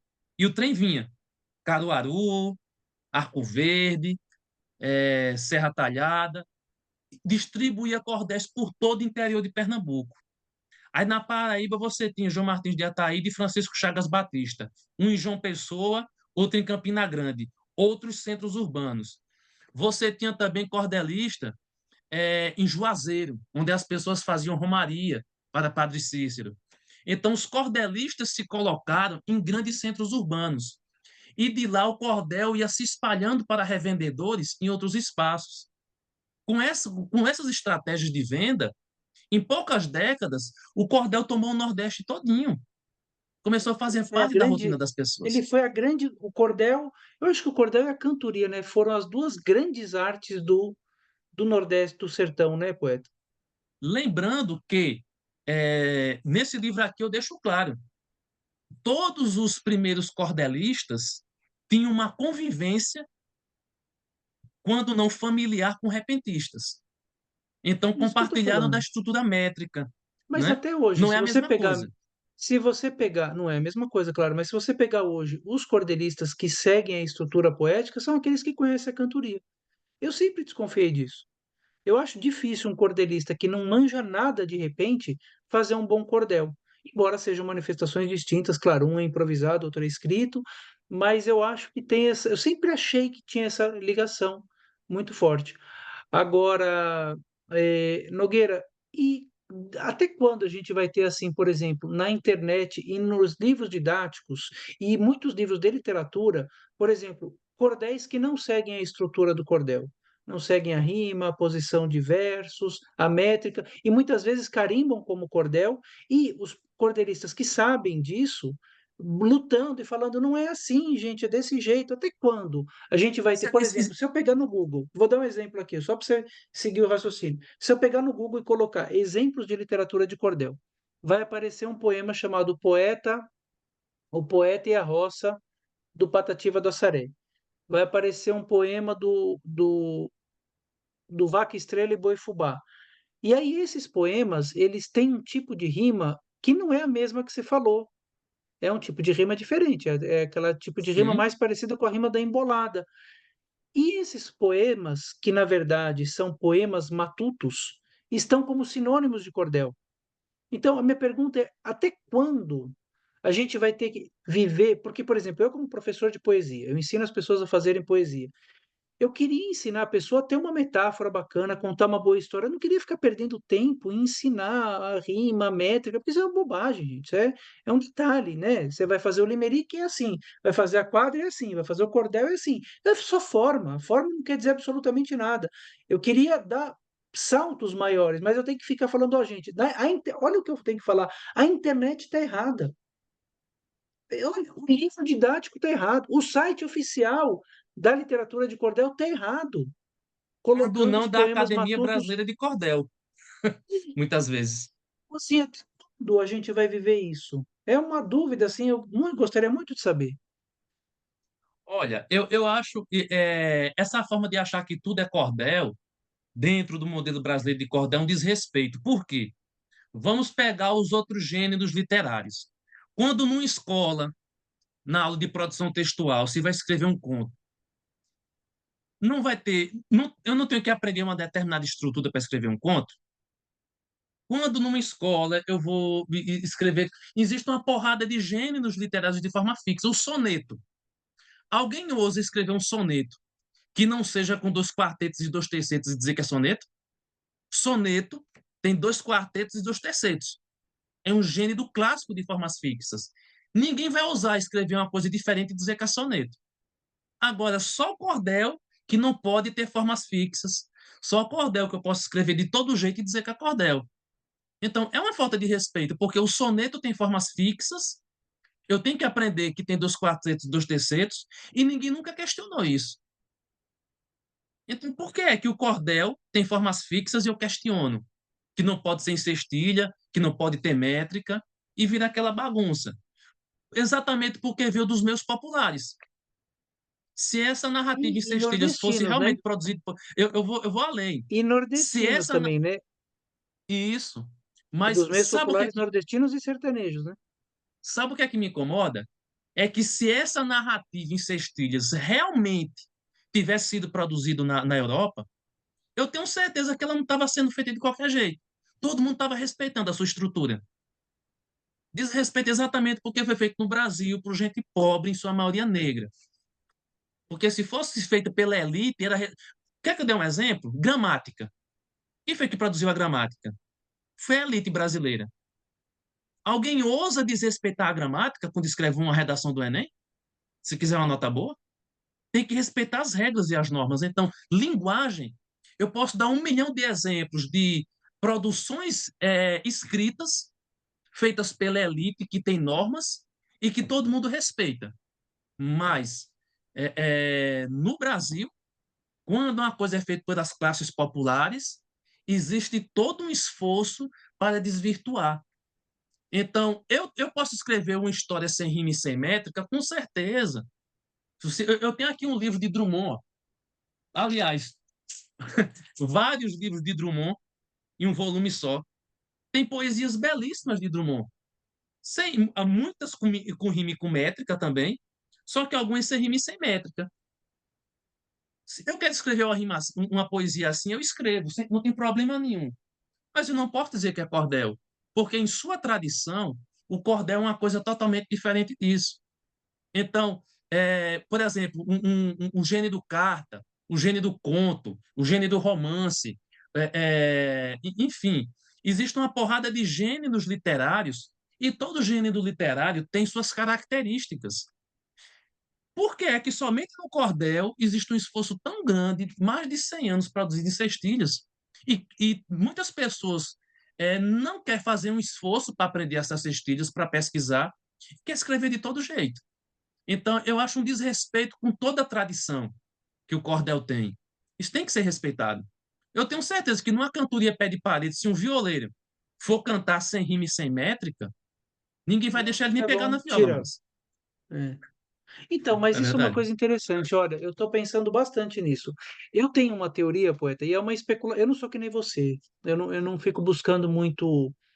Eu admiro você porque você vai, você busca origem, você, né, você faz associações assim. Eu não tenho essa característica, mas eu tenho uma percepção, né, que eu quero compartilhar com você. Muito apurado, Eu inclusive. acho que hã? Muito apurado, inclusive. É. Por exemplo, a minha percepção é assim, eu vejo o que você acha do que eu vou te falar aqui. Que o repente, ele poderia ser ainda considerado cultura popular, porque ele está numa tradição, como você falou. Se chegar uma dupla de cantadores, eu e você agora, Nogueira, vamos fazer repente. A gente vai pegar, você vai tocar violoncelo, eu vou tocar violino. Então a gente já mudou os instrumentos, tiramos a viola. E a gente vai fazer quadra. Não tem quadra na cantoria, a gente vai fazer quadra. E a gente vai rimar em 8 sílabas. Não tem 8 sílabas na cantoria, a gente vai rimar em 8 sílabas e vamos fazer rimas sem a preocupação do som, rimas parecidas. Ninguém vai deixar a gente dizer que isso é tradição. A gente não vai participar de um festival, a gente não vai numa cantoria pé de parede, nada impede de eu e você irmos num teatro e fazermos um show. Isso ninguém Mas vai vai ter dizer outro nome. absolutamente nada. É, exatamente. Mas no meio da tradição, ninguém vai falar nada. Agora eu pego essa é a minha coisa que eu fico pensando. Cara, vai fazer um cordel em 5 linhas, 5 versos. Não tem cordel em 5 estrofes de 5 versos, em quintilhas. É, mas ninguém vai falar para ele que não é assim. Ou o cara vai rimar como na poesia matuta. Ele vai fazer um cordel, que ele acha que é cordel, em 5 linhas, rimando mulher com café. Não pode no cordel isso, mas ele rimou mulher com café porque ele acha que é mulher com café. E ele publica um livro dizendo que é cordel. Mas não tem ninguém para falar que não é cordel. Então, sabe o que eu estou achando, poeta? É uma especulação. E eu estou falando real para vocês aqui. Eu acho que o cordel está caminhando para um distanciamento da sua tradição. Quando o cordel, isso é minha percepção, assim, isso é especulação, não é baseado em nada. Quando o cordel se afasta da cantoria, nos anos 80, 90, você já não tem mais cordéis, você tem poemas, canções, né? Porque os cordéis eram muito longos.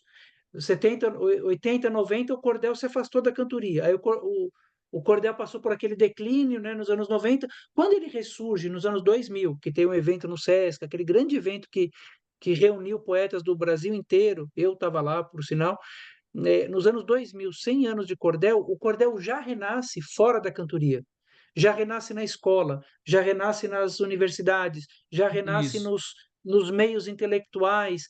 E aí, muitos músicos nordestinos, muitos atores nordestinos falam: oh, isso aqui é um mercado de trabalho, eu vou trabalhar com relação a isso. E começam a reproduzir é, um cordel que não é o ligado à tradição. E aí, hoje, eu vejo uma luta insana. Porque, assim, como que eu venho um texto didático para mim? Eu falo para uma autora de livro didático. Essa mulher, ela tem mestrado, ela tem doutorado, ela tem pós-doutorado em linguística, e não sei o quê. Eu falo, professor, o que você escreveu está errado. Isso é um estranhamento, não é um lugar confortável para eu dizer isso. Embora eu saiba o que eu esteja falando, não é um lugar fácil de falar, poeta. Aí eu vou discutir com o Google, eu vou discutir com o site oficial da Academia de Cordel. Então eu acho, eu queria te ouvir, que o cordel está se afastando da tradição e está virando alguma coisa diferente de cultura popular, porque agora estão fazendo associações do cordel com forró, com outras coisas também, né? Que Aí, por isso que eu acho que ele está caminhando para outro lugar. Não é um julgamento, é uma observação. Olha, eu torço muito para que isso não aconteça. Não aconteça. Talvez o que gera esse problema, César, é a ausência de uma crítica literária qualificada. Você vai encontrar na academia muitos doutores que dominam literatura como ninguém. Só que quando o assunto é cordel e repente, são pessoas extremamente leigas. E isso faz com que toda aquela conversa sem nenhuma comprovação, que o cordel veio de Portugal, a ideia do barbante, tudo isso seja aceito. E é por isso que eu sou teimoso e criei um contraponto. Eu digo, não, vamos criar uma história com cordel com fundamento, sair do achismo, né? A gente vive em um Brasil hoje, César, que tem gente dizendo que uns acreditam em terra plana, outros acreditam que o Holocausto não existiu. Eu boto nesse mesmo patamar a ideia do cordel vindo de Portugal. Eu boto no mesmo patamar da terra plana. Porque se não tem Terraplanista nenhuma do cordel. comprovação, eu vou alimentar isso como? Sabe? É uma coisa assim, para quem é cordelista e pesquisador, isso é a mesma coisa que você tentar assassinar você, porque não existe nenhuma comprovação para isso. Esse desvirtuamento que você fala, ele está existindo. Ele está existindo e vai continuar a existir. Mas, como eu sou otimista, eu prefiro dizer que, na contracorrente disso, há também um grupo de cordelistas que produzem com responsabilidade, que buscam conhecer o cordel, e que o leitor, quando vê um cordel feito de qualquer jeito e o com rime com métrica, ele vai perceber a diferença. E, logicamente, até lá, eu torço muito para que surja uma crítica literária qualificada. Né? Quando eu falo, eu sou o primeiro repentista de viola a fazer, a fazer um doutorado. Não só a fazer, mas como defender uma pesquisa sobre o surgimento da cantoria. Eu não sei se isso é bom ou ruim, porque se existissem outro antes de mim, possivelmente muitas outras pesquisas, as pesquisas já estariam mais aprofundadas, já havia uma crítica literária mais qualificada, já podia ter projetos culturais, Muito enfim, mais profundos, é. teríamos avançado muito mais em relação a isso. Infelizmente, não avançamos. Por exemplo, quando eu falo aqui das raízes da cantoria de repente, quando o Câmara Cascudo fala que o repente veio de Portugal, há um desconhecimento total sobre o assunto. Eu vou tentar falar da forma mais rápida possível. Quando nós falamos que existia em Portugal os árabes, beleza. Eu pergunto, qual era a cor desses árabes? Eles vinham de onde? Vinha da África. Simples. Só que, rapaz, eu devia ter separado uns livros aqui, rapaz. Eu tenho tanto livro legal que eu queria mostrar, mas tem um livro aqui bem legal, que infelizmente eu não estou vendo agora, que é de Amin Maalouf, que o livro fala As Cruzadas Vistas pelos Árabes. E fala que os árabes enxergavam os europeus como bárbaros também. E com razão, porque o conhecimento de astronomia, não é à toa que usamos algarismos arábicos, conhecimento de navegação. Os árabes passaram 700 anos na Península Ibérica, 700 anos. E, coincidentemente, após esse período, foi que veio aquilo que na Europa se chamou de trovadorismo. E o primeiro questionamento que eu falo é o seguinte: o trovadorismo desapareceu. Chegou o século XII, XIII, acabou o trovadorismo. Os trovadores entraram em extinção e tudo mais, né? Começaram a produzir. Se aqueles trovadores clássicos entraram em extinção, como foi que eles vieram para o Brasil e viram os repentistas? Não faz sentido. É uma história que precisa ser melhor contada, né, poeta? E daí, qual é a tese que eu trago? A tese que eu trago é a seguinte: que o mesmo elemento que introduziu o trovadorismo na Europa também introduziu no Brasil, que foi É o exatamente o negro. africano. É, Simples. Só que existe uma resistência muito grande em aceitar que a África tem uma cultura tão rica, é, né? com certeza. Pelo contrário, você vai encontrar na Europa muita coisa que foi da cultura árabe que foi deixada. Eu costumo dizer que foi o árabe africano que ensinou ao europeu normas de higiene, que eram até mais, mais complicadas naquela época, né? Introduzindo casas de banho, populares que lá na Europa, enfim. A Universidade de Oxford, quando foi fundada, várias obras foram traduzidas do árabe para o latim. Então, Correto. muita coisa da cultura árabe foi deixada Sim, na Europa. isso sem Só dizer, que, né, sem dizer do movimento da escravização, né? Porque tem esse negro árabe que foi para a Península Ibérica, né, da invasão moura, mas também teve o movimento dos escravizados, falantes de várias línguas, de vários povos, que isso, fazem parte da cultura brasileira. E esses caras, como você falou, faziam poesia, contavam histórias, improvisavam. Então, eu acho, só para deixar claro aqui, é que o cordel pode ter uma grande influência portuguesa, não tem dúvida, como também tem influência africana. E quando a gente diz o cordel é português, a gente está contando só uma história, né? Quando eu falo o cordel vem de Portugal, eu estou vendo só por um viés. E quando eu digo isso, o cordel vem de Portugal, eu esqueço, eu apago a herança negra africana, seja a árabe que veio por meio de Portugal, seja que veio direto pelo processo de escravização. E veio muita gente. E muita gente que fazia poesia, né? E olha a influência da música negra no Brasil, no samba, nas emboladas, nos maracatus, nos frevos, tudo isso é negro, gente, né? Então, eu gostaria de ter mais pontos de vista, né?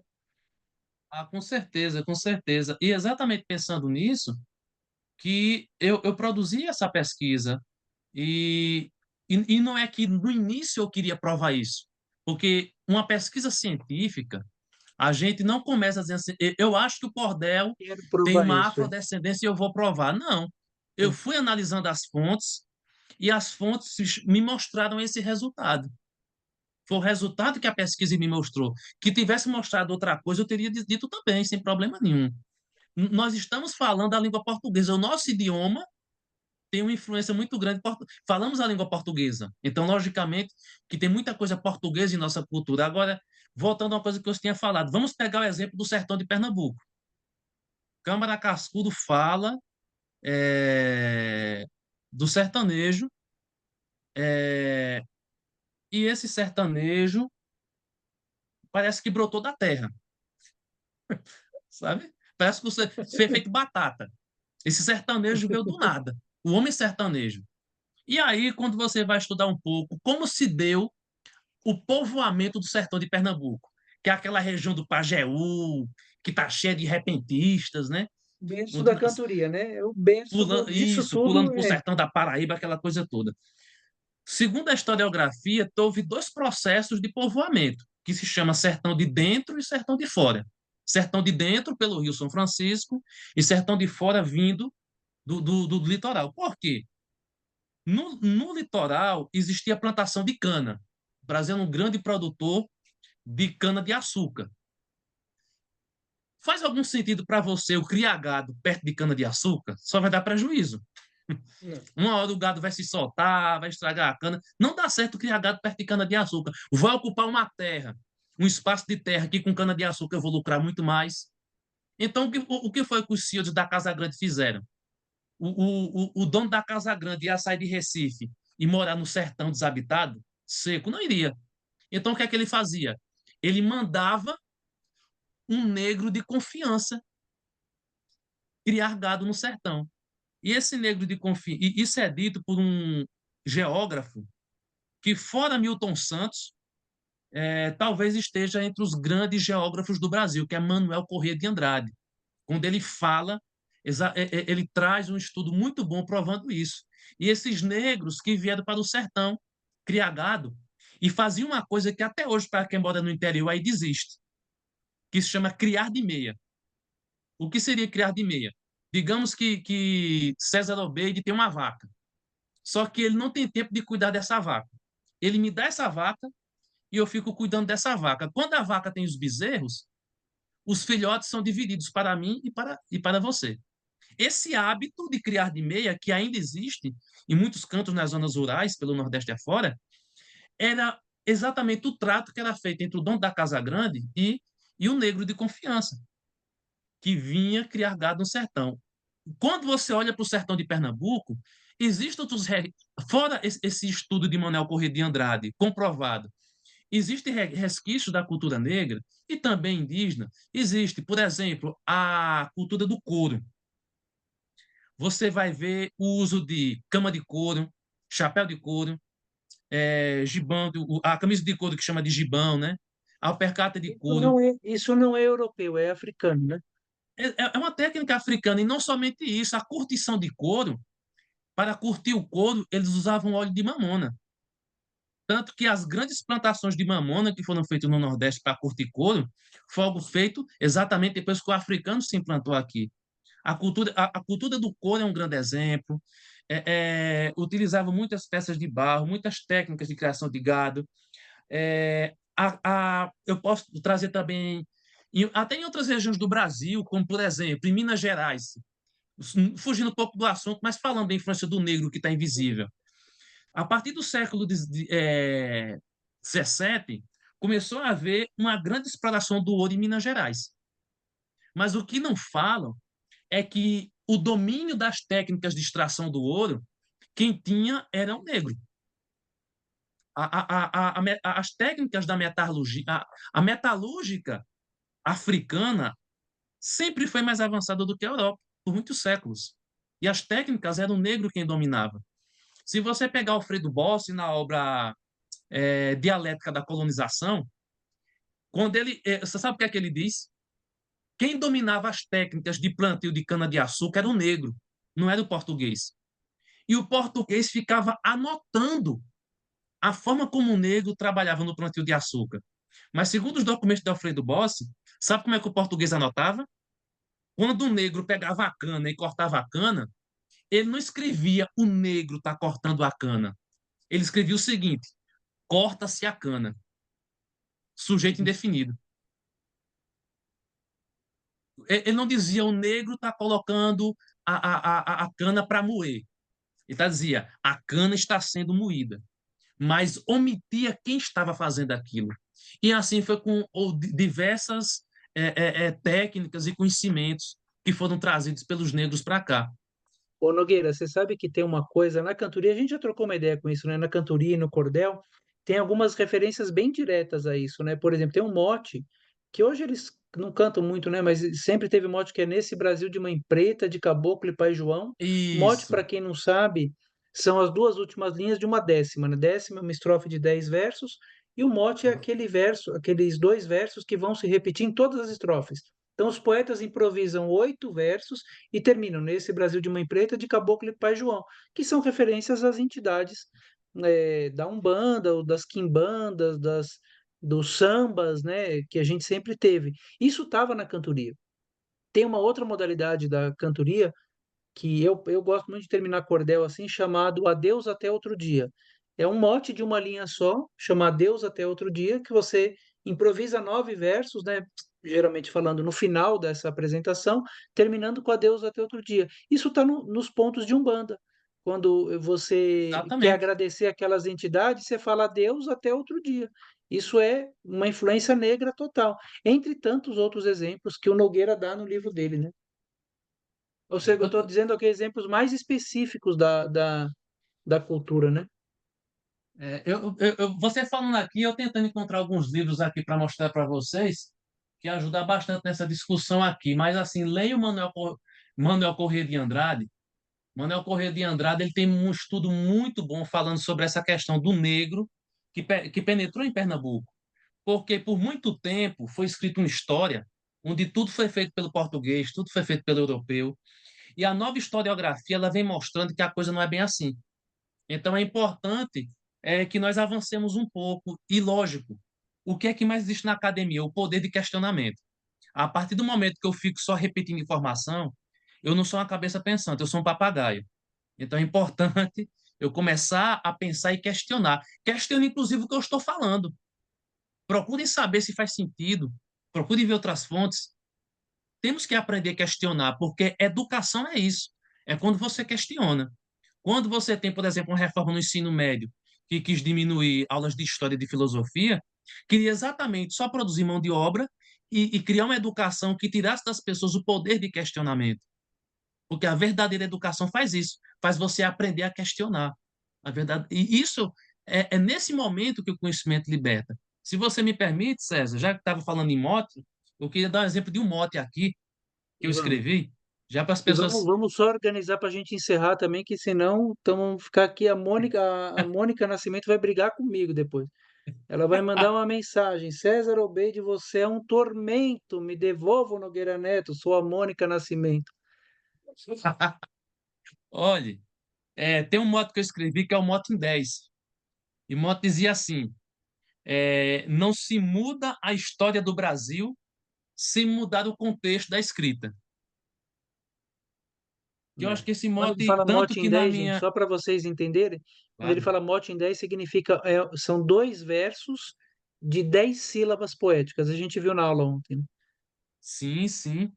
É muito, muito bem lembrado. Inclusive, na minha tese de doutorado, em cada capítulo eu coloquei um estrofe desse mote aqui, no Que início, legal.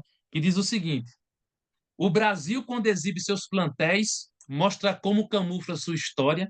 Na política, um museu sem ter memória, preservando o poder dos coronéis. Fingem ser mais honestos e fiéis do que honra de freira carmelita. Como o povo só finge que acredita, faz do voto um produto mercantil. Não se muda a história do Brasil sem mudar o contexto da escrita. A Lei Áurea foi áurea só no nome. O racismo já açoita muitos lombos. As favelas tornaram-se quilombos, onde os ricos exploram quem não come. Muita boca que evita passar fome de uma boca de fumo necessita. Quem um lápis nos dedos não cogita, traz nas mãos droga e bala de fuzil. Não se muda a Nossa. história do Brasil sem mudar o contexto da escrita. Tem partido que é máfia organizada, tem esquerda que é destra e é suspeita. Com bancada evangélica e de direita, a bancada do povo é desbancada. Se uma verba aos civis é desviada, nossa corrupção é interdita. Põe a grana nas mãos de um troglodita, como quem joga carne em um canil. Não se muda a história do Brasil sem mudar o contexto da escrita. Esta pátria distorce e não apaga sua perseguição à conselheira. Que Zumbi foi um líder verdadeiro, muito mais que Dom Pedro em sua saga. Nossa dívida externa não é paga, nossa dívida interna ninguém quita. Seu futuro passado delimita, é amada, mas nunca foi gentil. Não se muda a história do Brasil sem mudar o contexto da escrita. As políticas públicas criminosas são mordaças calando quem não cala. E o tamanho do caos que se instala só expõe as medidas desastrosas. Os tijolos das casas luxuosas têm suor de quem mora em palafita. Uma massa sem líder que reflita, explorada igual palha de bombril. Não se muda a história do Brasil sem mudar o contexto da escrita. Esse é um Nossa exemplo de Moto Senhora. em 10. Meu poeta do céu. Caramba! Eu queria tanto ver isso no livro didático. Seria legal, espero, né? Queria Agora, em tanto. cantoria, motes assim são não saem com frequência, né? Geralmente em Não, cantoria, uma coisa que pede muito é mote de saudade. E né? pensando nisso, que tem um mote aqui que foi pedido num programa virtual que tem aqui na cidade de volta, e depois eu tinha anotado aqui para colocar numa postagem do Instagram, e a preguiça não deixou eu fazer isso. Eu tô até hoje sem colocar a versão desse mote, que o mote dizia o seguinte. Mônica, bota esse homem para postar essas coisas, pelo amor de Deus, Mônica. Ele fica viajando aí, fazendo poesia, você tem que falar para ele botar no Instagram. E o mote dizia o seguinte: até hoje eu não vi medicamento que elimine os sintomas da saudade. Eu achei lindo demais esse mote. Até hoje eu não vi medicamento que elimine os sintomas da saudade. E os estrofes saíram da seguinte forma: tinha um vídeo, mas eu não quis botar o vídeo, vou botar escrito depois. Uhum. É, tem momentos que vem e nos acalma, mas depois que prepara seu ataque, faz a mira no peito, dá um baque, na inércia do choque a dor espalma nos locais mais recônditos da alma, com requintes de pura crueldade. Vai abrindo as feridas quando invade, sem deixar estancar o sangramento. Até hoje eu não vi medicamento que elimine os sintomas da saudade. Desconheço o analgésico em hospital que acabe com a dor da impotência e amenize a presença da ausência quando a ida de um bem nos causa mal. O doente em estado terminal sente o pranto trazendo ansiedade, a insônia tirando a sanidade quando o peito enfraquece o batimento. Até hoje eu não vi medicamento que elimine os sintomas da saudade.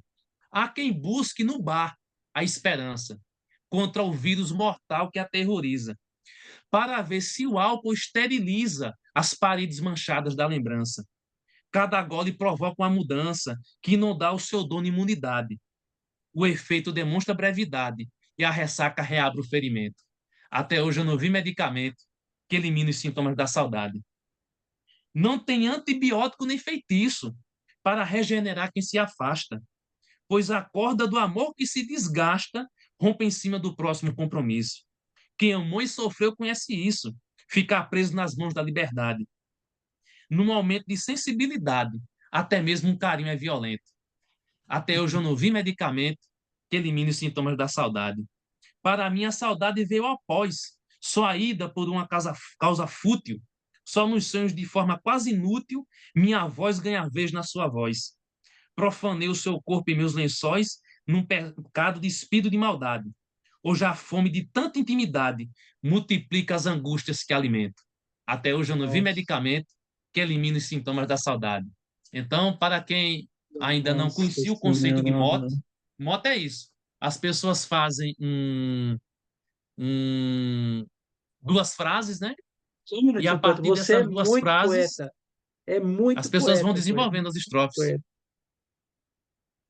né? Você é Inclusive, muito poeta. fica à vontade. Não, eu estou falando que você é muito poeta mesmo. Belíssimos Ah, poemas. obrigado, obrigado. Confesso que Está, ultimamente eu tenho arriscado escrever uns contos, mas ainda faço alguma coisa ainda. ó, a Alguém Ermelíndia falou não aqui que não entendeu entendeu. o termo mote. É, Mote, Ermelinda, é quando alguém pede ou um tema solto para ser produzido em cestilhas, ou quando produz duas frases metrificadas. E aí o repentista ele vai produzir um estrofe, como eu fiz aqui, terminando exatamente nessas duas frases, né? Então, toda é. estrofe termina nessas duas frases. Eu vou dar outro exemplo mais rápido, já sei que o tempo aí está se alongando, Passa enquanto o alongando. pessoal já está um pouco cansado. Mas, por exemplo, teve um Eu mote juro que que eu eu ficaria escrevi, aqui até as 11 da noite. verdade, mas só para ser breve, teve um mote aqui que eu escrevi que o mote dizia o seguinte: cultura não é somente aquilo que a gente gosta. Então, alguém está numa cantoria e pede o mote. Cultura não é somente aquilo que a gente gosta. Tem a cultura do outro. E eu escrevi o seguinte: cantando em praça ou em parque, tem artista talentoso que se torna mais famoso que a lenda de Joana d'Arc. Quem ouve Chico Buarque também pode ouvir Gal Costa. É diferente a proposta, mas toca em mesmo ambiente. Cultura não é somente aquilo que a gente gosta. Os funkeiros também brilham com músicas de poucas frases. Mostram charme aos paparazzis que por um clique se humilham. Todos os fãs compartilham o que no Face ele posta. Apresenta a vida exposta, ganha mídia de presente. Cultura não é somente aquilo que a gente gosta. Tem cantor que se divulga em trios e treme-tremes, dá jabás FMs, que a música em si não julga. Como uma lei que promulga, sua arte fica imposta. A minoria desgosta, mas todo o resto consente. Cultura não é somente aquilo que a gente gosta. As correntes culturais não possuem mesmo ibope. O rap, o rock e o pop, escórpions irracionais. É para alguém que não faz o jogo que a Globo aposta. Uma piaba disposta a nadar na contracorrente. Cultura não é Nossa. somente aquilo que a gente gosta. Vejo o cara no proscênio, com os palavrões que fez. No curto tempo de um mês, vira o cantor do milênio. Quem o acha Deus ou gênio, ao vê-lo chora e se prosta. Sua plateia é composta por quem diz diariamente: cultura não é somente aquilo que a gente gosta. Sem shows superfaturáveis, nem resumir-se ao consumo. Há quem arrume outro rumo por vias pouco viáveis. Com propostas lastimáveis, prepara a contraproposta através de uma suposta produção independente. Cultura não é somente aquilo que a gente gosta. Vejo artistas de comboio renovando gerações. No gosto das multidões quer ser o trigo entre o joio. Uma parte dá apoio, a outra se torna oposta. Mas o tempo traz resposta para os frutos com semente. Cultura não é Nossa. somente aquilo que a gente gosta. A drag queen põe perfume, capricha na maquiagem.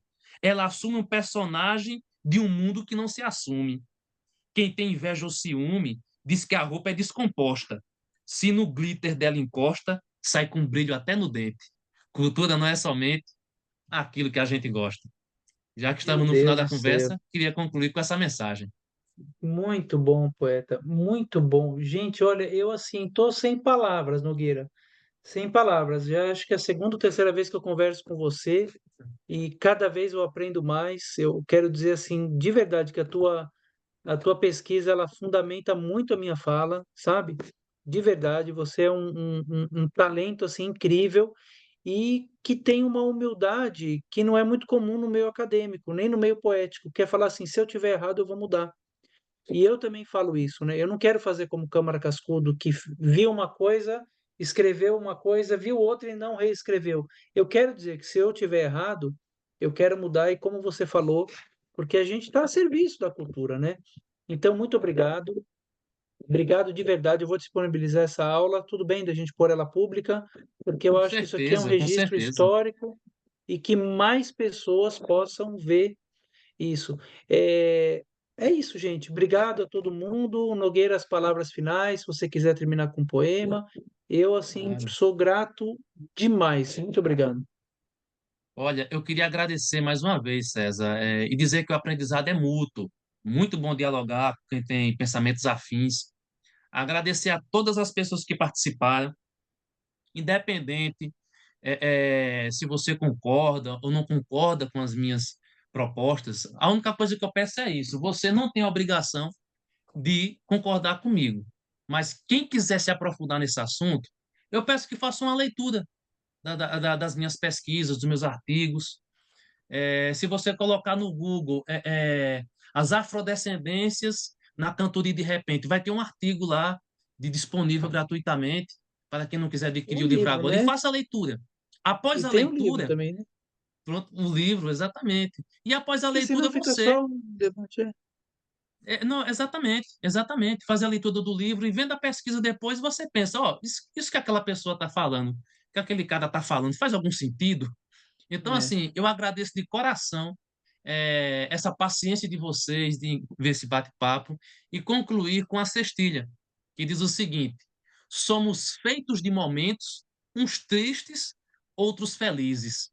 O tempo sara as feridas, mas rabisca Vou cicatrizes, fechar. como quem cortou um galho, mas não mexeu nas raízes. Muito Então, bem. eu queria concluir com essa cestilha aqui o encontro. É isso aí. Então, Obrigado, que meu exatamente poeta. a vida é isso. É isso aí. Obrigado, viu? Obrigado a todo Eu mundo que que agradeço. participou, todo mundo que comentou. Obrigado, Nogueira. Um grande abraço para você, viu? Vixe, um abraço a todos e Valeu, querido. todas. Obrigado. Tchau, Mônica Nascimento. Manda o Nogueira jantar agora.